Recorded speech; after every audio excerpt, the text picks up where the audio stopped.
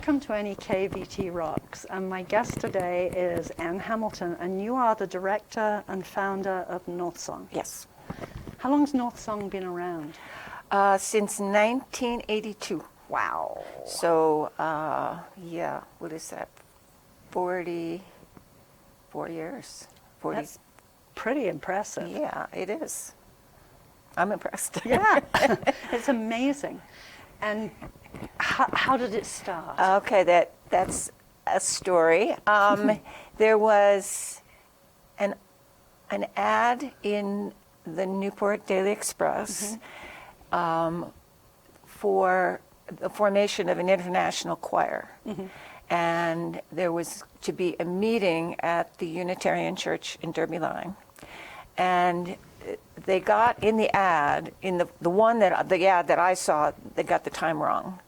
So I think the meeting was to be at 6 o'clock, but they said 5 o'clock.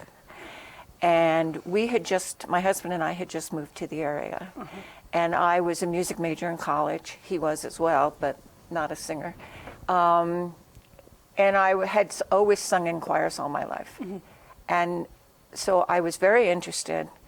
We had just moved from St. Albans, where he worked at the border, so he was transferred to Derby Line.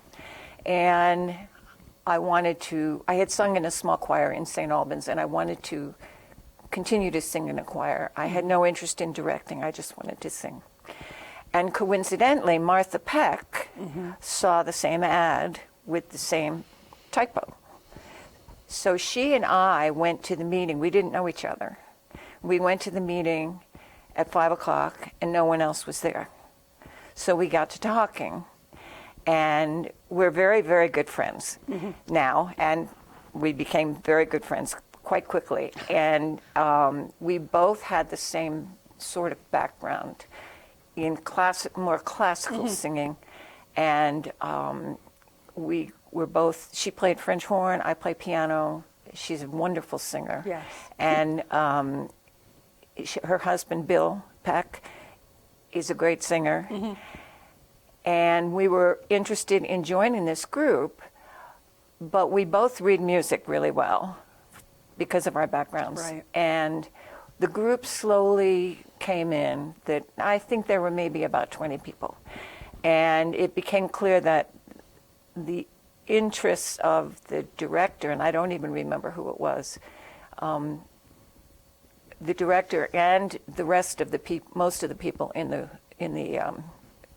group that had come to the meeting were not the same as ours. Right. And so what they did was they didn't have any music to hand out or prepare, but they had the hymnals. Right. And they took the hymnals out, and there are a lot of wonderful hymns, but it became evident that if one person in the group said, "I don't know this hymn," they didn't sing it. They went on to find another one that everybody knew. Oh. And it became evident that this wasn't the kind of experience we wanted. Right. And eventually that group fizzled out. Disappeared, I'm not even aware that it lasted a year. But it was a nice idea. But in the meantime, we had Martha and myself, who were both sopranos, Bill Peck, who's a tenor, and we found Steve Card, who's a bass, and we started meeting and just singing together. And that was, I believe that was in the spring of 1982. And slowly we gathered other members just by word of mouth. Some people, Charlie Barrows and his wife from Barton, and they slowly. And I played the piano, and Martha and I, because we were both sopranos, we took turns singing alto. And then we eventually, by December of that same year, we gave a concert. And it was a Bach cantata and a bunch of Christmas carols. And we had 10 people in the choir at that point. And I really did not want to direct, but everybody else stepped back. Everybody else understood that. It's like a city council meeting where, Yes. who's going to do this? So we grew, and our accompanist was Benita Lambert. And I know that you live in her I do. house, I do. right? And so, and Sydney Lambert Yes. was a singer too. So Benita played the piano, Sydney sang, and Cindy Stone. Yes, I know her she, well. She was one of the first Yeah. members. So we had 10 people, and then we just took a big bite and did concerts. We started out doing 3 concerts a year, one in December, one in March, and one in June. That's a big bite. It was too big of a bite. So we ended up, I think, in 1986, which coincidentally was the year that the Lamberts moved away. Vivian Spates became our accompanist, so she's been with us since that time. And then we went to 2 concerts a year. So we were doing them in Barton at their beautiful church sanctuary. I love going there. But they are not I know. able to have concerts at this point. May never. Right. Which is a terrible I agree. waste of a beautiful space. Anyway, so we just, for many years, we got up to about 20 singers, and then we got stuck for a decade or so, and now we're growing again. So it's pretty impressive that choral music has thrived up here, and it has thrived. Yeah. When other genres really haven't done as well. Well, they come and go. One of the differences, in fairness, between choral music and, say, an orchestra, and I know that there have been attempts to have, and there have been successful orchestra and band, but it's very hard to get the proper instrumentation for an orchestra. Yes. Because, well, first of all, for an orchestra, there are no string programs in the schools. And so you're relying on somebody who randomly moved here, who didn't care if there was an orchestra, right? And then but happened to want to play. And then you need all kinds of instruments, French horns and bassoons, and it's very random, and it's very hard to get instrumentation. Whereas in a choir, you only have basically soprano, alto, tenor, bass. True. And it's easier to hide in a choir too than in an orchestra. That would be my experience. In some ways. So, but I credit the community and the greater Newport area with fantastic support for the arts.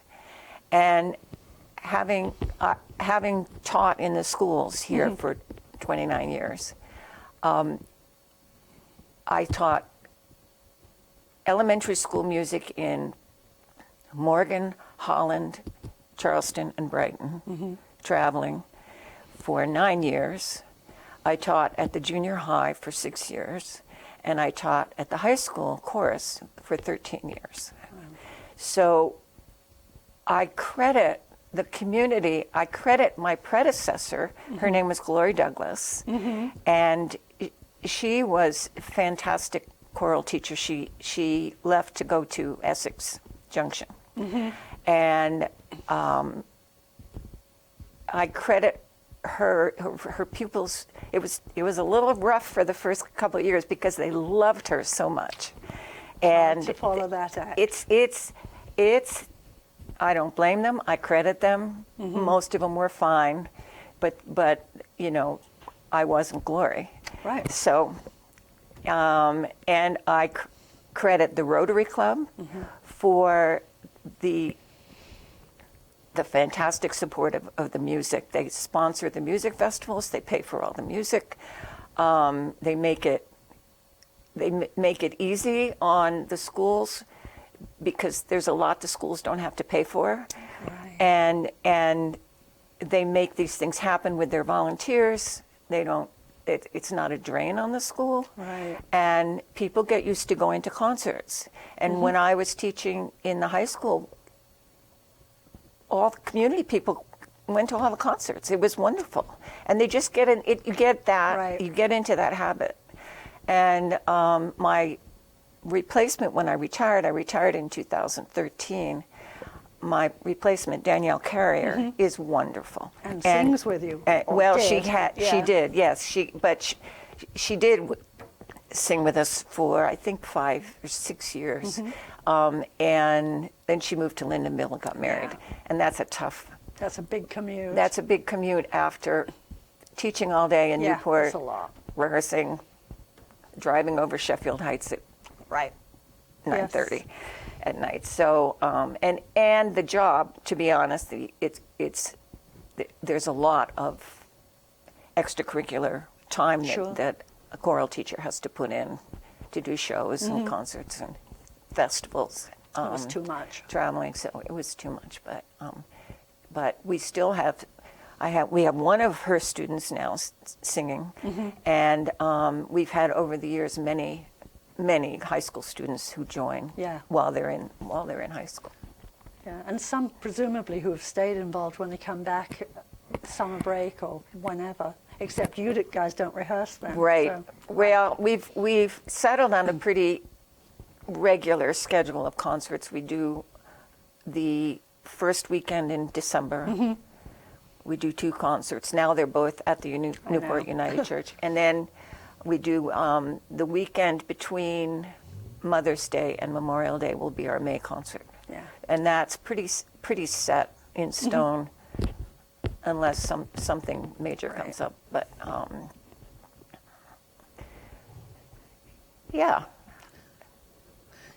It's pretty impressive, though. I mean, I hear all the sort of logical steps, but you've still managed to keep people engaged and interested, both in terms of audience and choral members.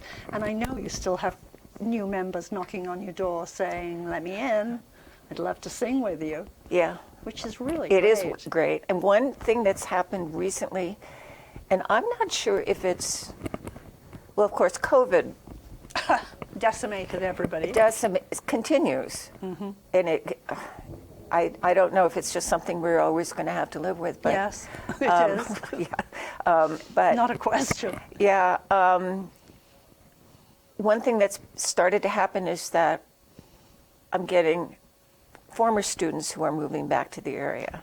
I think there may be a story there. Probably. Why is it seems to be happening. It can't be just music students that are moving back. But students or young people who have a background in the arts, and if they may just go off and work somewhere else. They may move to a different part of the country, which I think people should travel. I'm a big travel fan. I'm totally with you there. But it's nice when they come back because they want to be here. But they always think they're going to have, when you're in high school, college, you always think you're going to have these opportunities. Right. And they're not there. Right. In Not most in the places. same way. Not in the same way, yeah. And that they can just come right Step in. right back into life. Yeah. Wrong.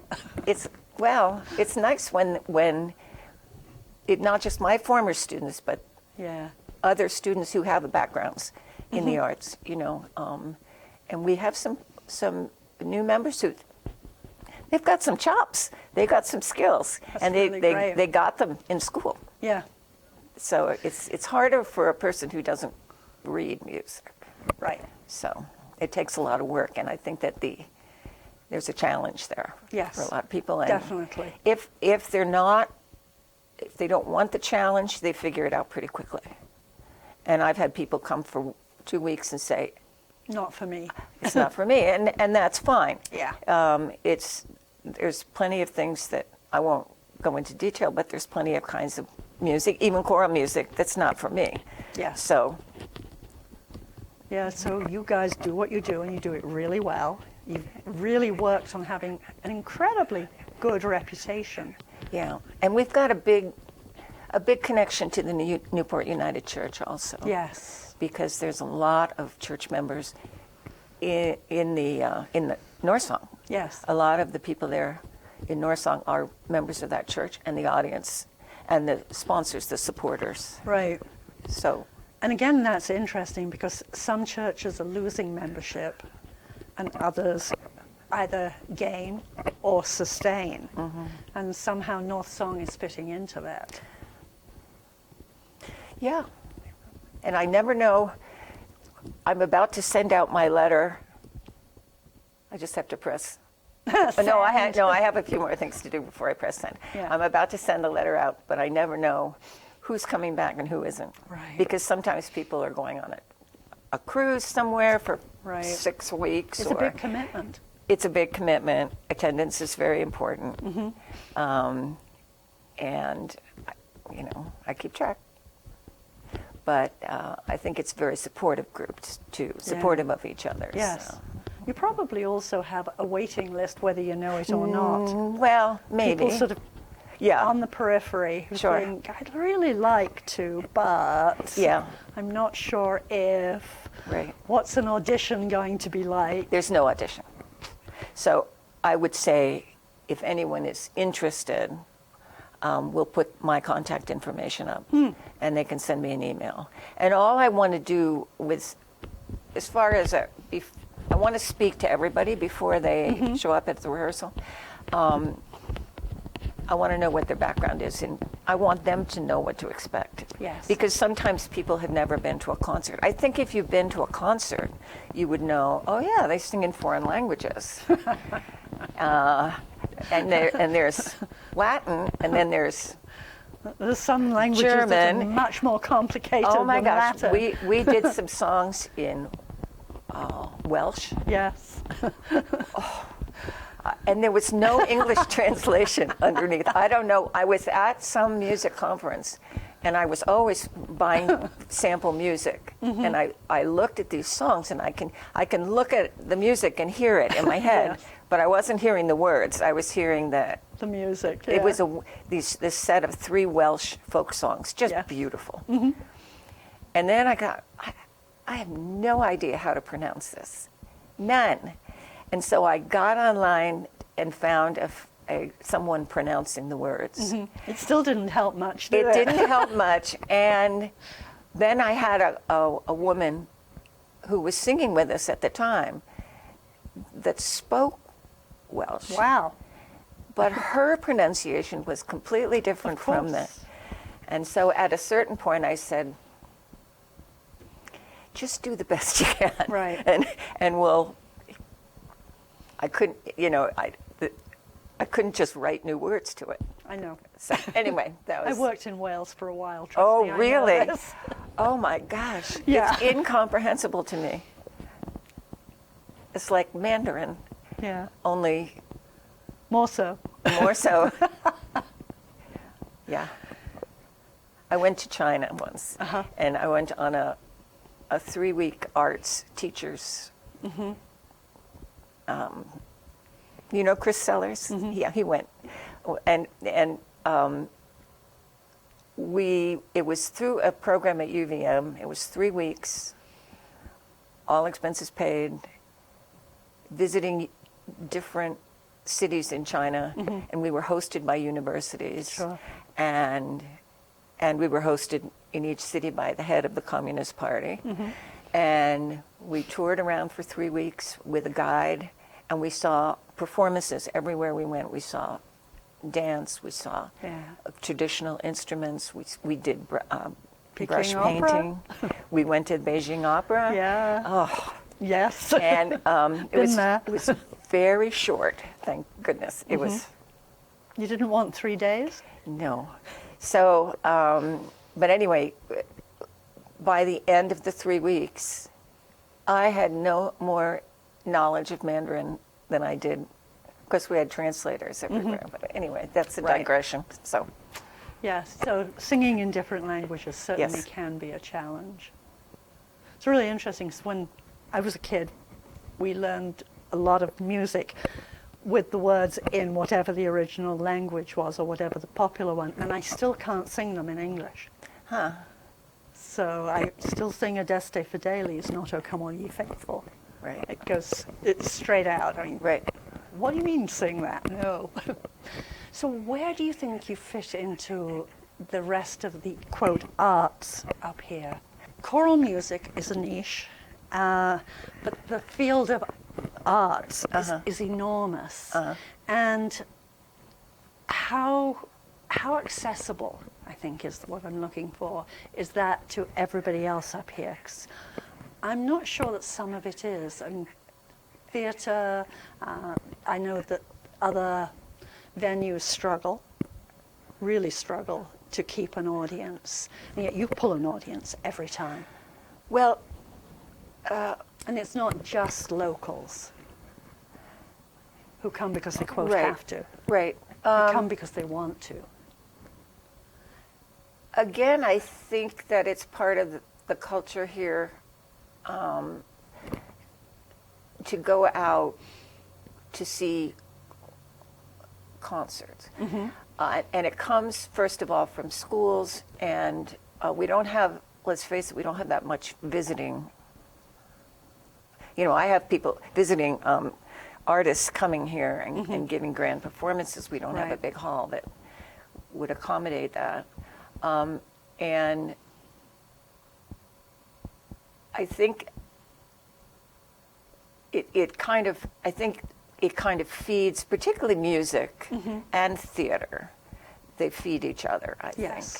And I think there's a crossover of people who do both. Yes. Music, my choral music and musical theater. And I think there's a good working relationship between the theater company, right now it's Borderline Theater Company, which has several members of Northsong. And I think we're careful not to step on each other's toes. I think we're careful to try not to conflict, and to, when they have a production week or two, that I understand that people are going to be not at Northsong, they're going to be at the production, and they're very accommodating also. And I just think I don't know. I think it's important.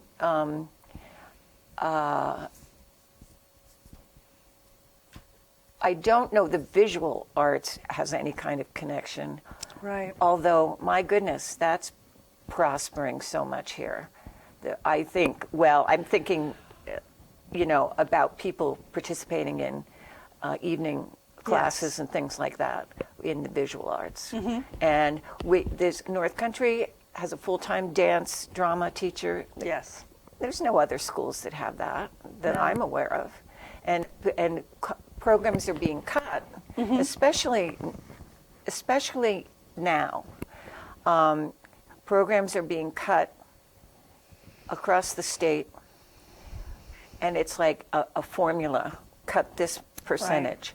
And it's very complicated. And when you cut something in music, or whether it's band or chorus, where you cut dance or you cut drama, you're cutting people, you're eliminating classes. You can't consolidate. Right. Some of those classes are really big. I mean, I know Danielle has 2 chorus classes right now, and they're both 30 people. Wow. And then she's got several other classes that she teaches to the general that she brings in kids that need their arts requirement.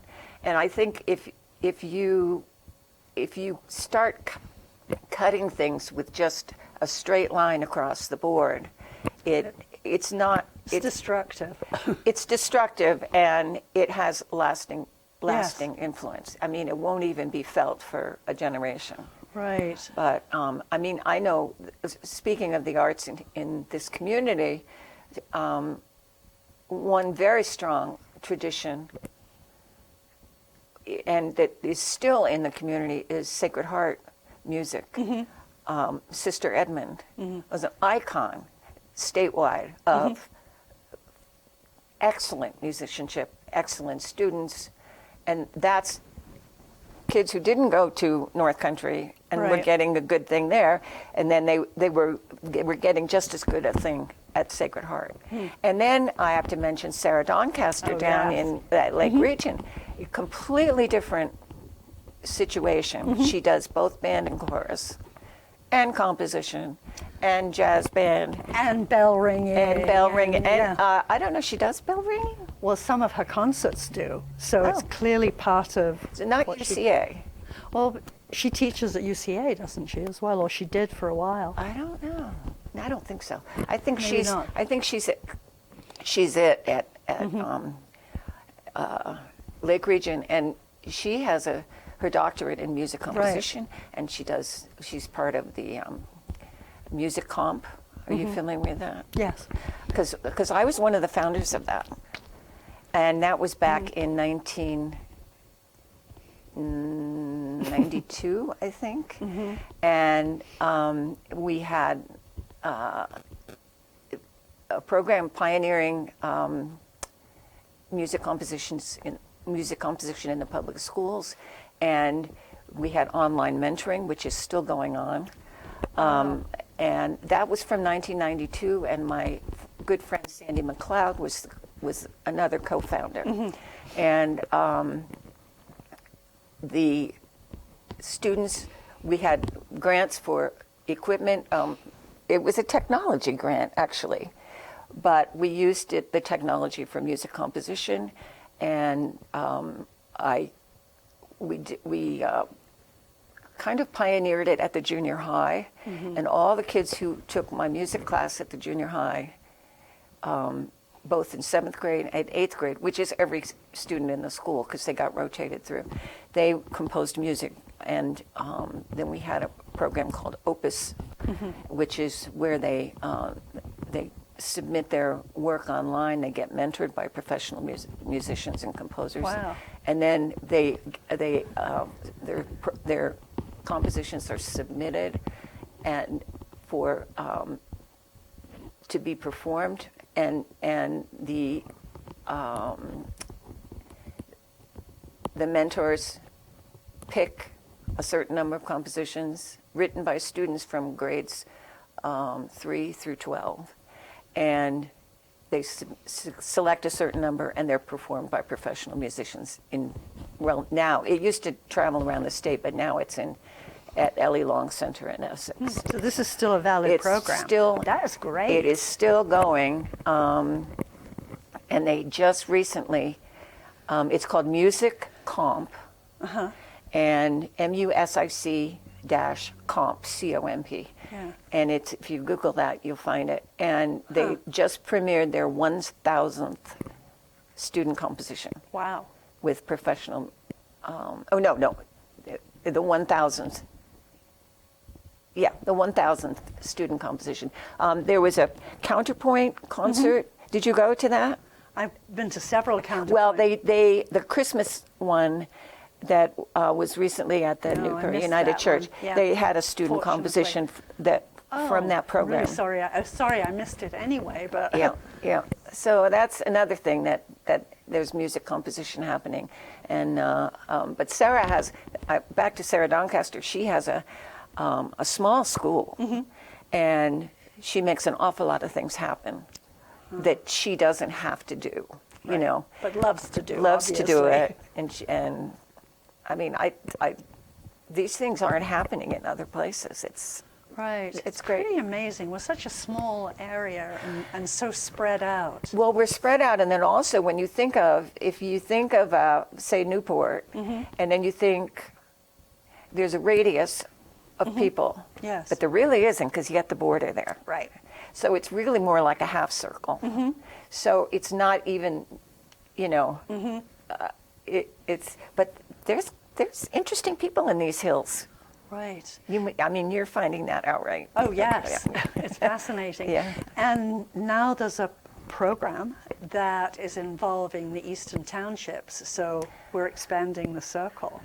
And that's a position that's funded by Newport Downtown Development, which is really interesting. And it started with poetry, and it's moving on to more of the visual arts. But the person who's running it, Lynn Rubley, is fascinated by it and is really working to sort of pull together, because, as you say, we're bisected by the border, and we shouldn't be.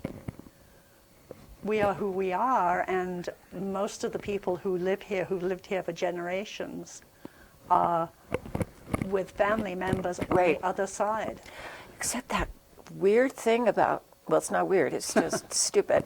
North Troy Yes. now is not going to be open at night for customs. Well, nor are some of the others, Well, which is equally annoying. right, but Derby Line, the highway will be. So you've got that segment. But the people who come from the western part, There's a possibility of closing off BB and off the Derby Line bit as well. The main Well, drag 91 will still be open. but that's not far from No, the it's interstate. not. But North Troy, I that's know it's obnoxious, but that's been closed at night before. during COVID it was, Yes. and then it was open. Yeah. But people I know who live out there, they want to go out to dinner. Yeah, I know. It's not good. No, it's not good. But the more that we can do that's inclusive, Yeah, I'm interested in that. Yeah. Yeah, I should give you contact information for Yeah, them. because we could definitely draw singers. That would, yes, from up there. exactly. Would be wonderful. Unfortunately, we're running out of time, and you and I could keep going. And Okay. what I'd really like to do is actually do this again in the fairly near future and sort of pick up where we left Okay. off. And as a finale for today is how can parents or individuals who are really interested in having more music, that component of the arts in their lives, how can they get involved? What is there that's an option for them, both in terms of learning or performing or just being? Parents or just adults, or parents the above. for their children, Yeah, or all of the above. In 10 words or less. Oh I'm my. Obviously Well, joking. I would say But what are the contact points? there are. You'll have my contact information, but I know Pam Taylor has a Yes, piano she studio, and I think it's not just for piano, but I think that there's some music reading aspects to Yes. it and some general musicianship. I think there are other. There's Coromundo, which I don't. I think that's still I think it is going. too. I believe that's just over the border in Canada. Church choirs. Karaoke.